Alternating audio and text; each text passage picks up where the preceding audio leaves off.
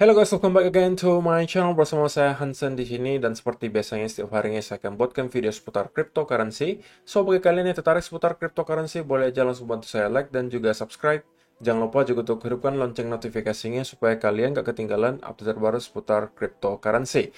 Oke, pada hari ini guys kembali kita akan bahas seputaran Bitcoin dan seperti biasa kita bakalan mulai dari CoinMarketCap terlebih dahulu. Per hari ini secara global market cap crypto berada di angka 965 billion dolar atau naik sekitar 2,63%. Nah, Bitcoin sendiri di angka 20.200-an, Ethereum 1.355, BNB 294, XRP 0,47, Cardano 0,43, Solana 34, dan Dogecoin berada di urutan ke-10 dengan harga 0,06 dolar. So, per hari ini kita melihat market rata-rata dalam keadaan hijau, kenaikannya ranging antara 1,sekian% hingga kurang lebih 8%. Top performernya adalah Dogecoin guys, dengan kenaikan 8,10% ke 0,064 dolar. So, itu adalah outlook sementara dari beberapa top coin yang ada. Sekarang kita masuk dulu ke beberapa berita dan data terbaru hari ini. Nah, yang pertama disampaikan di sini, McDonald's starts to accept Bitcoin and Tether in Swiss town.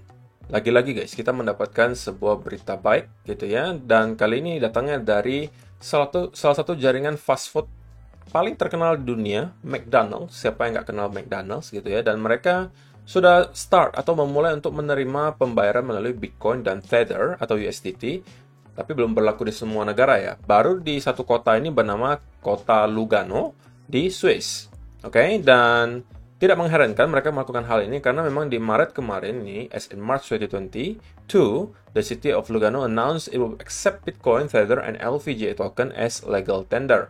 Artinya, di Maret 2022 kemarin, kota Lugano memang sudah mengumumkan bahwa mereka akan bisa menerima pembayaran atau memperbolehkan gitu ya, transaksi menggunakan Bitcoin, Tether, dan juga token LVGA.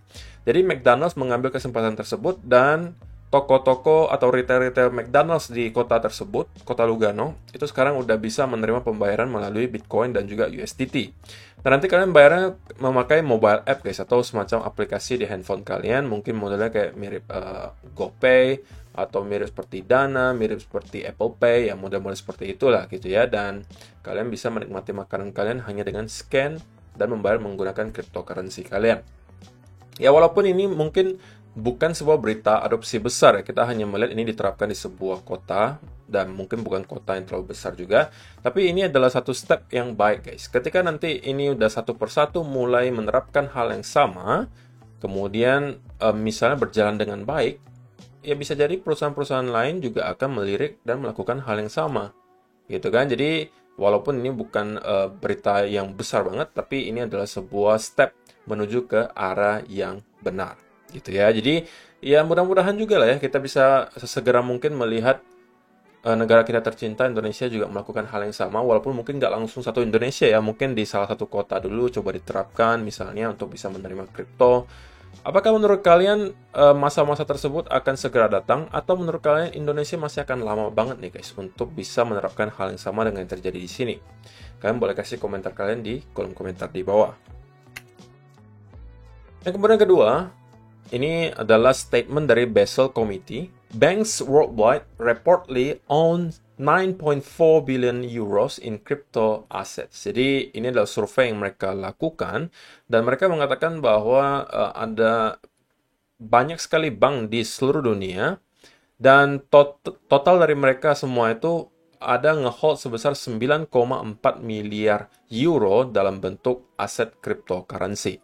Jadi mungkin tidak semuanya masuk ke media mainstream gitu ya. Kita mungkin nggak baca headline-headline seputar bank mana saja yang sudah membeli kripto. Tapi studi yang dilakukan di sini menunjukkan bahwa sudah banyak sebenarnya bank-bank yang membeli cryptocurrency, khususnya mungkin Bitcoin ya, dan dijadikan sebagai salah satu aset mereka. Tentunya yang jadikan headline ya biasanya bank-bank besar saja guys. Bank kecil ya biasanya nggak masuk gitu kan. Tapi ini menunjukkan bahwa di belakang layar yang terjadi adalah sebenarnya udah lumayan banyak bank juga guys yang start untuk melakukan akumulasi cryptocurrency. gitu ya. Jadi ini adalah yang terjadi sekarang. Sekali lagi, walaupun kita melihat harga Bitcoin cenderung sideways beberapa bulan belakangan, tapi kalian perlu lihat lebih jauh, lihat apa yang terjadi di belakang layar, dan dalam beberapa bulan terakhir, saya bisa kategorikan bahwa kita mendapatkan banyak sekali berita-berita baik seputar adopsi cryptocurrency.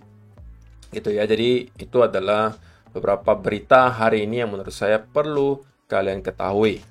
Nah, ini mungkin sedikit out of topic, tapi ini menurut saya sangat penting untuk saya sampaikan ulang. Tadi saya sempat scroll-scroll di Twitter dan menemukan satu tweet di sini dari seseorang bernama Nguyen Kui dari Vietnam.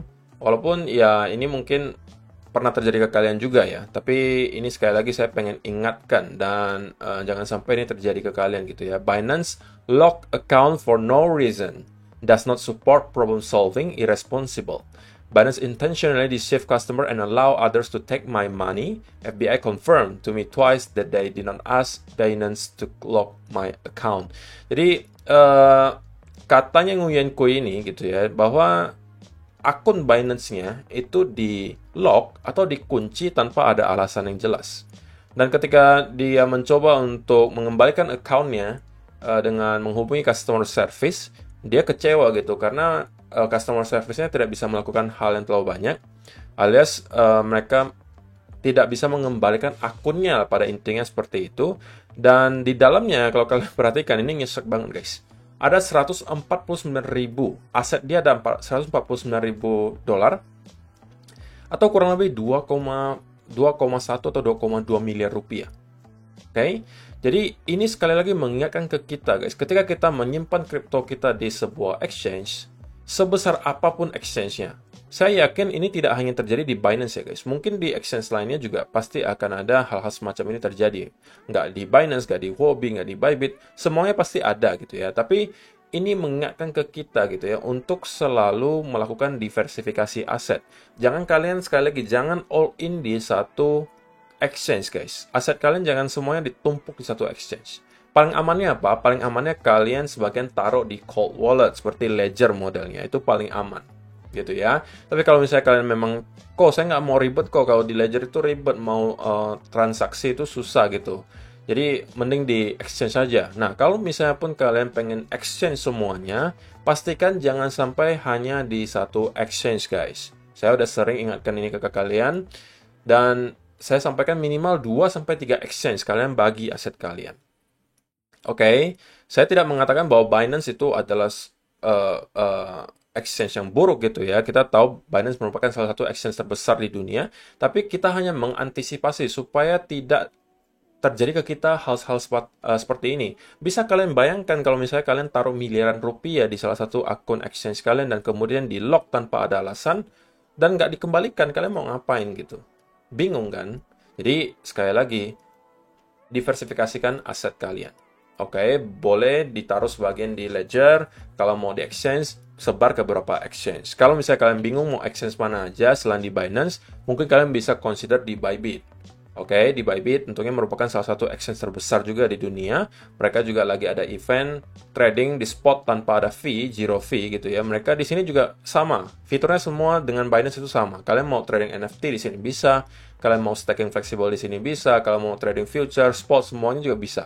Oke, jadi kalau misalnya kalian tertarik untuk mencoba fitur di Bybit, kalian bisa aja langsung klik link yang ada di kolom description box di bawah untuk mendaftar. Karena dengan mendaftar dengan link tersebut, kalian bisa berkesempatan memenangkan reward hingga 60-an juta rupiah. Sekali lagi guys, selamatkan aset kalian sebelum hal yang aneh-aneh terjadi gitu ya. Saya tidak mendoakan hal tersebut terjadi ke kalian, tapi sekali lagi kalian harus protect diri kalian sebisa mungkin. Karena ini semuanya digital guys, kita nggak bisa genggam barangnya. Dan kalau misalnya barang atau kripto kalian dipegang oleh exchange gitu ya, kuncinya itu ada di mereka. Kalau misalnya mereka memutuskan untuk nge-lock hari ini, detik ini juga, itu bisa gitu. Jadi dengan mengetahui hal tersebut, sebisa mungkin kita harus protect diri kita dengan cara apa? Jangan all in ke salah satu exchange. Sebar ke berapa atau sebagiannya lagi taruh ke Ledger. Supaya kalaupun amit-amit salah satunya ada yang terkena masalah, kita masih mempunyai beberapa exchange lainnya yang bisa dipakai. Gitu ya. Jadi itu adalah pesan yang lebih penting menurut saya untuk kalian hari ini daripada berita-berita tadi ya, karena ini menyangkut aset kalian sendiri. Jangan sampai terjadi sesuatu yang tidak diinginkan dan kalian bakalan stres berat guys kalau misalnya semua uang tabungan kalian yang kalian taruh ke exchange itu tiba-tiba sekejap di lock dan nggak bisa diapa-apain gitu ya. Jadi itu perlu kalian pikirkan. So itu adalah berita dan data hari ini yang perlu saya sampaikan. Sekarang kita masuk ke chart guys, dan saya pengen mulai mungkin dari 4-hour chart terlebih dahulu. Untuk sementara yang bisa kita lihat bahwa Bitcoin pada akhirnya mampu break di atas area resistance 19.600 sampai 700 di sini. Saya sampaikan di video kemarin ketika kita mampu break dari area ini, maka next targetnya sudah tentunya akan berada di sekitaran 20.000 sampai 20.500. Oke, ini adalah target berikutnya karena ini merupakan area resistance berikutnya. Dan kalau misalnya kalian perhatikan untuk sementara ya, kita mendapatkan ada beberapa indikasi yang tentunya tidak terlalu baik juga sebenarnya. Kalau di 15-minute chart, kalian bisa melihat dengan sangat jelas bahwa kita membentuk adanya bearish divergence di sini. Oke. Kemudian juga tentunya kita membentuk ada potensial double top di sini. Sekaligus kita memang ke reject dari area major resistance. Jadi, kalau misalnya kita mendapatkan semacam koreksi dari sini, saya rasa itu akan merupakan hal yang wajar gitu ya. Mungkin kita bisa aja kembali nge-retest ke trendline di sini. Kalau misalnya kalian perhatikan, kemarin kita sempat breakout, kemudian kita ke retest dan akhirnya nge-pump ke sekitaran area 20.300-an. Untuk di sini tentunya tidak saya sarankan untuk kalian membeli ya. Kenapa? Karena kalian membeli dekat di area major resistance, oke?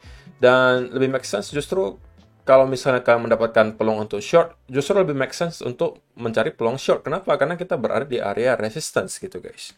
Invalidasinya tentunya gampang aja ketika kita closing 4-hour candle di atas area 20.500-an itu udah invalidasi gitu ya, dan berarti kita breakout dari range yang sudah menahan Bitcoin selama beberapa bulan terakhir dari Agustus sampai sekarang gitu ya. Jadi sekarang kita lagi berada di area major resistance gitu ya. Kita harus lihat beberapa waktu ke depan apakah kita akan melihat rejection kembali terjadi dan kita akan kembali ke lower range-nya, ataukah kita pada akhirnya mampu breakout dari sini. Jadi saya tidak sarankan kalian untuk long di sini. Kalian yang long harusnya udah dari sini gitu kan. Kemarin saya udah sampaikan ketika kita break dari trend di sini, targetnya pertama adalah di sekitaran sini. Kalau misalnya impulsif, pergerakannya cukup impulsif, maka kita bisa langsung nyampe ke sekitaran 20.500-an. Jadi kalau misalnya kalian masih nge-hold di sekitaran, kalau udah beli di sini dan masih nge-hold, ya kalian mungkin bisa consider ya at least untuk take profit sebagian guys, jangan sampai terlalu greedy. Sekali lagi kita belum break dari area range di sini. Selama kita berada dalam range ini, oke, selalu saja ada kesempatan untuk kita bolak-balik di sekitaran area di sini sampai pada akhirnya kita break ke salah satu arah, antara itu naik ke atas atau kita ke bawah, dan dari sana mungkin baru kita akan melihat pergerakan yang lebih sustain ke salah satu arah gitu ya. Jadi itu adalah outlook dari saya untuk hari ini. Untuk sementara tentunya ada beberapa indikasi negatif yang tadi saya sampaikan. Ada bearish divergence, kemudian ada potensial double top tercipta di sini. Jadi untuk sementara saya bisa lihat bahwa Bitcoin kemungkinan bakalan terkoreksi dulu. Kalau misalnya kita bantu juga dengan Fibonacci retracement, maka 0,382-nya juga persis berada di sekitaran 19.800-an di sini. Sampai 19.800-an kurang lebih di sini.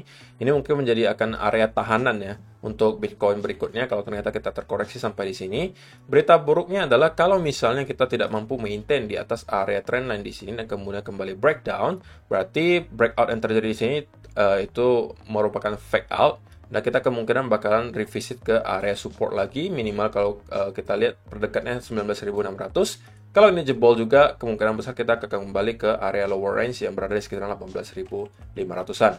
Oke, jadi itu aja sih yang saya rasa perlu saya sampaikan untuk video hari ini guys. Untuk kalian yang merasa FOMO hari ini, pastikan kalian sudah mengetahui beberapa hal yang tadi saya sampaikan. Kita mendapatkan ada beberapa indikasi bahwa kemungkinan kita bisa melihat Bitcoin untuk terkoreksi.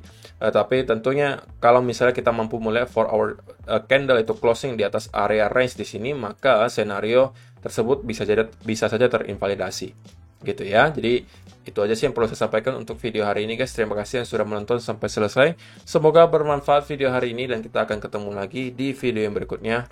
Bye bye.